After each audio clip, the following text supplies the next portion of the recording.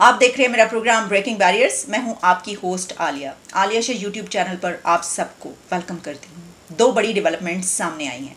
पाकिस्तान की तरफ से भारत को मुज़ाकरात की दावत दे दी गई है। प्राइम मिनिस्टर शहबाज शरीफ ने एक समिट में स्पीच के दौरान ये कहा कि दोनों मुल्कों को टेबल टॉक करनी चाहिए और जंगे मसाइल का हल नहीं है, तनाज़ात के पुरअमन हल पर यकीन रखते हैं। वज़ीर आज़म की भारत को फिर मुज़ाकरात की पेशकश।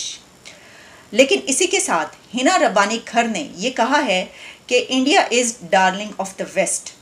इंडिया वेस्ट का डार्लिंग है और जब रिलेशंस की बात आती है तो पाकिस्तान के साथ रिलेशंस पर उसके कुछ टर्म्स एंड कंडीशंस होते हैं। तो इससे पहले कि हम इन दोनों की स्टेटमेंट्स को एनालाइज करें और मैं अपना तज्जिया आपके सामने रखूं कि क्या इन स्टेटमेंट से इंडिया और पाकिस्तान के ताल्लुकात आगे चलकर बेहतर हो सकते हैं या ये किस हद तक इनका इम्पैक्ट हो सकता है। आपको इन दोनों की बातचीत सुनवाई देती हूँ। And we look towards the north. We've done very well with the north. China is a country that we've had good relations with. We've had good economic relations with. But now we have the new de-risking and the delinking and the new nomenclatures which are coming in, which are shaping the world in a really, really, really massive way and perhaps changing the landscape that you refer to of the world. And so there's that containment issue on the north, but we obviously continue to engage with them intensively and aggressively. And then there is the east. Okay, which is the darling of the West, but really has decided to be the darling of the West while at the same time being very, very belligerent within the East.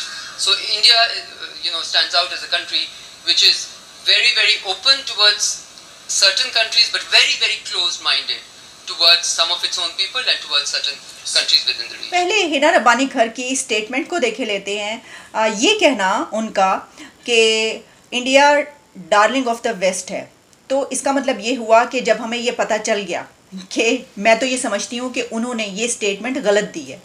असल में उनको ये कहना चाहिए था कि India darling of the world है। India इस वक्त पूरी दुनिया का डार्लिंग बन चुका है।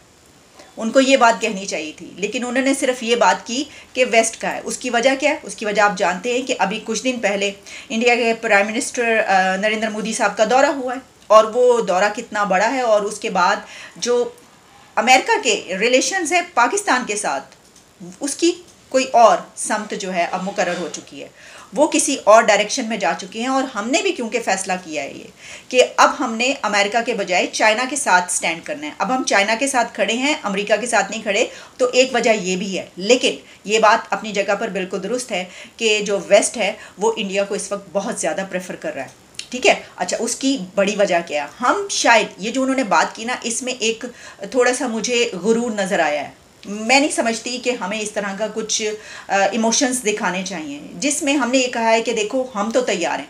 इनकी इस हिना रब्बानी साहिबा की इस स्टेटमेंट से ऐसा महसूस होता है कि हम तो तैयार हैं, हमारी तो कोई गलती नहीं, कोई प्रॉब्लम ही नहीं। तो देखिए, जब हमारे साथ ताल्लुकात की बात आती है तो इंडिया ये कहता है कि मेरी ये टर्म्स एंड कंडीशंस हैं, या वो क्लोज माइंडेड है, जबकि बाकी पूरी दुनिया के साथ ताल्लुकात में वो क्लोज माइंडेड नहीं है।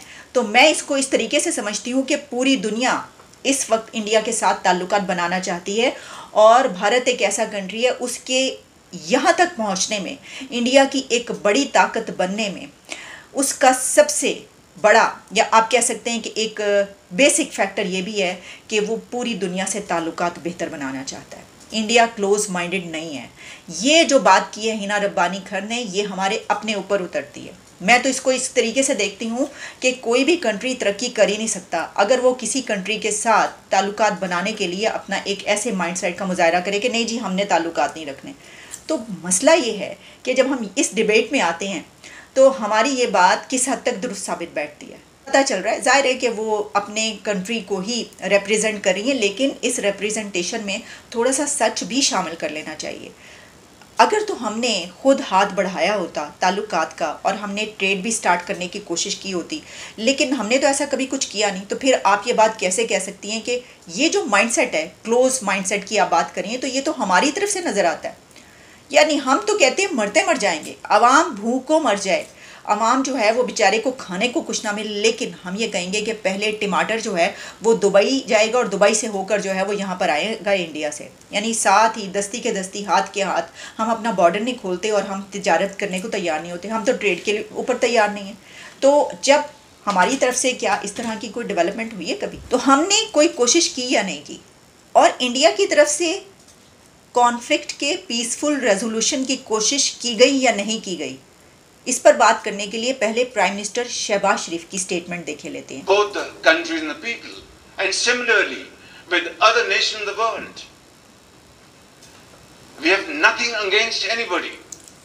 We have to look after our own self, build our nation, even with our neighbor. We are prepared to talk to them, provided that the neighbor is serious to talk serious matters on the table. Because war is no more an option. Pakistan, alhamdulillah, is a nuclear power. Not as an aggressor, but for our defense purposes. And we had 3 wars fought in the last 75 years. And what happened? I'm being very honest with you. It generated more poverty, unemployment, and lack of resources to finance education, health, and well-being of the people. So is this the way that we have to adopt? Or to have war of economic competition? Because God forbid, if there's any nuclear flashpoint, who will live to tell what happened? So that is not an option. But it is equally important that our neighbor has to understand that we cannot become normal neighbors unless abnormalities are removed, unless our serious issues are understood and addressed to through peaceful and meaningful discussions. अब शहबाज शरीफ साहब ने ये जो कहा कि जंगे मसाइल का हल नहीं है, तो मैं 110% उनके इस पॉइंट से एग्री करती हूँ। जंगे मसाइल का हल नहीं है, और 3 नहीं 4 जंगें हुई दोनों कंट्रीज़ के बीच।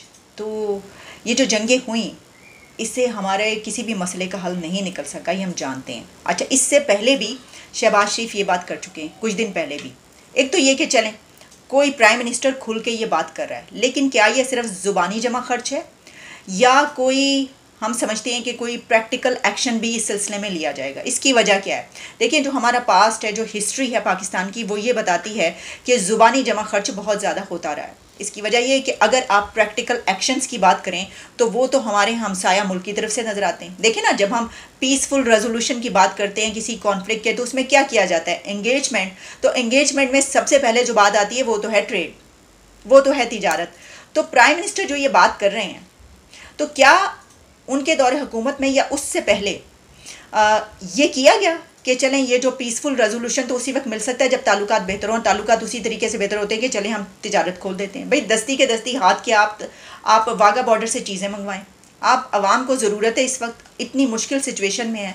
आपने 20 रुपीज़ पर लीटर पेट्रोल में इंक्रीज़ किया, और एक हंगामा है पूरे मुल्क में, वहाँ पर पाकिस्तान में, कि ये क्या कर दिया है। और आवाम जो है वो महंगाई के बोझ तले पिस चुकी है। लेकिन फिर भी जो टमाटर है, जो आलू है, वो आएगा इंडिया से पहले दुबई, और दुबई से यहाँ पर। ये हमारी नाक है। आप देखें हमारी ईगो कितनी है। अच्छा, क्या अगर आप इंडिया से तिजारत की बात करेंगे वो इनकार कर देगा? उन्होंने तो इमदाद की पेशकश की सैलाब के दौरान कि हम अगर पाकिस्तान चाहता है तो हम इमदाद करने के लिए तैयार हों, लेकिन ये देख लें कि वो चाहता है या नहीं चाहता। तो हमारी तरफ से जो फॉरेन मिनिस्टर है उनकी तरफ से उन्होंने कहा कि नहीं, हम इमदाद नहीं लेंगे। तो हम तो इमदाद लेने को तैयार नहीं। यानी आप ये देखिए। अच्छा, फिर जो बात की प्राइम मिनिस्टर ने कि हम जो हमारा नेबरिंग कंट्री है उसको ये अंडरस्टैंड करना पड़ेगा। तो प्रॉब्लम ये है कि उस तरफ से भी यही कहा जाता है कि हमारे ताल्लुकात सिर्फ उसी वक्त बेहतर हो सकते हैं कि जब दहशतगर्दी बीच में ना हो। उनकी तरफ से एक ये बहुत बड़ा मुद्दा उठाया जाता है जब भी हम ताल्लुकात पर आते हैं। तो क्या कहा गया है, कई एक मर्तबा, यानी इतनी मर्तबा ये बात हो चुकी है, और जब भी कोई ऐसी खबर आती है तो इंडिया के फॉरेन मिनिस्टर हों जयशंकर, या प्राइम मिनिस्टर हों नरेंद्र मोदी, या कोई और जो भी जब बात होती है तो कहा जाता है कि ताल्लुकात उसी वक्त हो सकते हैं कि जब दहशतगर्दी ना हो। अच्छा, इस तरफ से जो दहशतगर्दी की बात है और जो यहाँ पर कुछ जिहादी एलिमेंट्स की बात की जाती है, तो उस पर तो एक बहुत बड़ा डिक्लेरेशन जो अब वहाँ के वज़ीर आज़म मोदी साहब का जब दौरा हुआ है अमेरिका का, तो उसमें जो जॉइंट डिक्लेरेशन है उसमें वो भी है शामिल। तो वो वाला मुल्क जो पहले, अभी कुछ दिन पहले तक हमारा स्ट्रॉन्ग अलाई था, अभी भी ऐसे ही समझते हैं, हम कहते हैं हमारे तो बड़े अच्छे ताल्लुकात हैं अभी अमेरिका से, तो वो तो खुद ही उस डिक्लेरेशन में शामिल है, वो तो खुद ये बात कर रहा है। तो ऐसा क्यों है?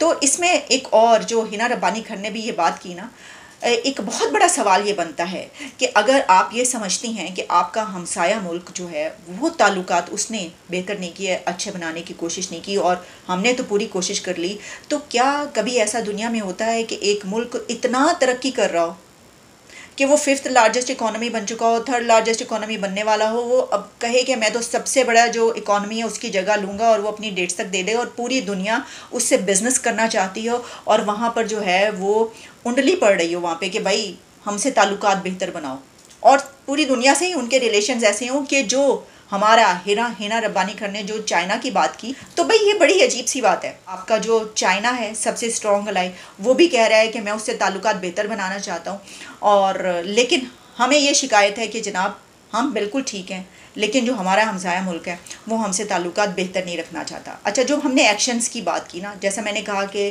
कैसे पता चलता है कि कोई मुल्क अगर इसको इस तरीके से इस पैमाने पर अगर हम नापने की कोशिश करें, मापने की, कि जनाब हो सकता है सही कह रही हूँ वो, कि हमने बड़ी कोशिशें की हों और उन्होंने कोई कोशिश ना की हो, तो इसमें आप जब पास्ट पे नज़र डालते हैं तो पता ही चलता है। वाजपेयी साहब विज़िट करते हैं पाकिस्तान का, और उसके बाद क्या होता है, और उसके बाद उनके मौजूदा वज़ीर आज़म नरेंद्र मोदी साहब विज़िट करते हैं पाकिस्तान का, एक ऐसा विज़िट जो कि आम तौर पर यानी हमें देखने को नहीं मिलता। एक बड़ी ताकत, एक बड़ा मुल्क, एक बड़ी पॉपुलेशन, लेकिन इसके बावजूद वहाँ का वज़ीर आज़म चल कर यहाँ पर आए, और उस वक्त नवाज शरीफ की हुकूमत थी, तो शहबाज शरीफ से ज़्यादा बेहतर कौन जान सकता है। तो ये ताल्लुकात बेहतर बनाने की कोशिश किसकी थी? मतलब अगर आप प्रैक्टिकल लेवल पर कहें, अमली तौर पर ताल्लुकात बेहतर बनाने की इससे ज़्यादा कोशिश क्या हो सकती है? तो जो एक्शंस हैं वो उस तरफ से नज़र आ रहे हैं, एक्शंस हमारी तरफ से नज़र नहीं आए, लेकिन जो ज़ुबानी जमा खर्चे मुझे लगता है कि वो हमारी तरफ से ज़्यादा किया जाता है। अच्छा देखिए, इसके अंदर जो है, अब जैसे उन्होंने और भी बात की शहबाज शरीफ साहब ने, और उन्होंने ये कहा कि एहतराम की बुनियाद पर, यानी जो अमेरिका और पाकिस्तान के रिलेशंस भी जो हैं वो म्यूचुअल रिस्पेक्ट एंड ट्रस्ट की बेस पर हम चाहते हैं। हम पहले की तरह के ताल्लुकात नहीं चाहते जिसमें एक दूसरे को धोखा देने की कोशिश की जाए।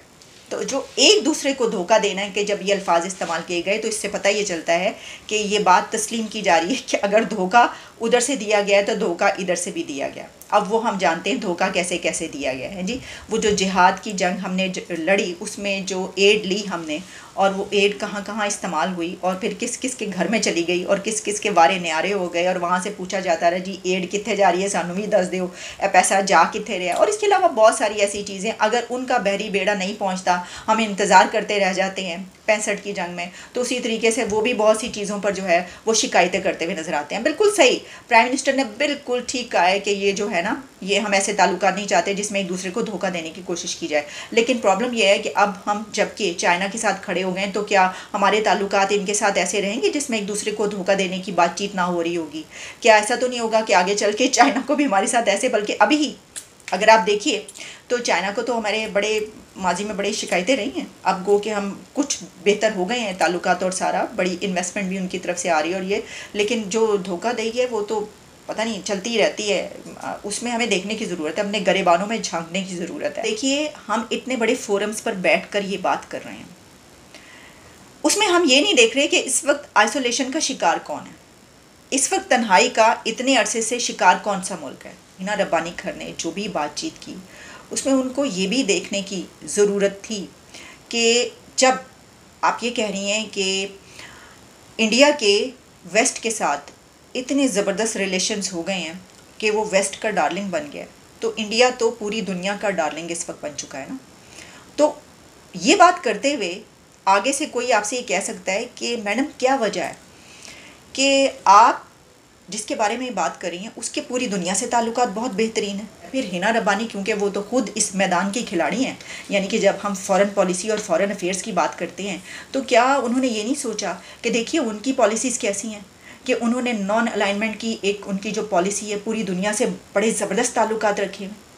अच्छा, लेकिन फिर भी पाकिस्तान के साथ, आपकी कंट्री के साथ उसके ताल्लुकात बेहतर नहीं हो रहे, तो कुछ जो है ना वो कहते हैं कि अपनी मंजी थले डांग भी फेर लेनी चाहिए। वो मैं देख रही थी कि एक प्राइम मिनिस्टर शहबाज शरीफ का ये क्लिप चल रहा था जिसमें उन्होंने ये बात कहने के लिए मंजी थले डांग फेर लेनी चाहिए काफ़ी दफ़ा ये बात की, और फिर वो खैर बहुत सारी चीज़ें वो इसलिए भी इस तरह की मजाक बनाते हैं, उन्हें पता है कि ये वायरल होना ही होना है। तो ये जो है ना अपना घर भी सफाई करने की ज़रूरत होती है, देख लेना चाहिए। और जंगें किसकी तरफ से हुई हैं और फिर उसके बाद तबाही भी किस मुल्क में जंगों की वजह से आई है। आप देख लें, जब हम ये कहते हैं कि दोनों मुल्कों के बीच जंग हुई तो वो 4 जंगें अगर पाकिस्तान ने लड़ी हैं तो इंडिया ने भी वो 4 जंगें लड़ी हैं ना, वो भी शामिल था इसमें। उन 4 जंगों के बावजूद जो प्राइम मिनिस्टर शहबाज शरीफ ये कहते हैं कि इससे तबाही आती है, तो तबाही हमारी तरफ आई है, उनकी तरफ उससे कोई फ़र्क नहीं पड़ा। आप ये देखें कि उन जंगों के बावजूद वो कहाँ पहुँचे हुए। तो देखें, या तो इसके अंदर हमारी गलती है कि देखें जंग होने के बावजूद हम आगे बढ़ सकते थे।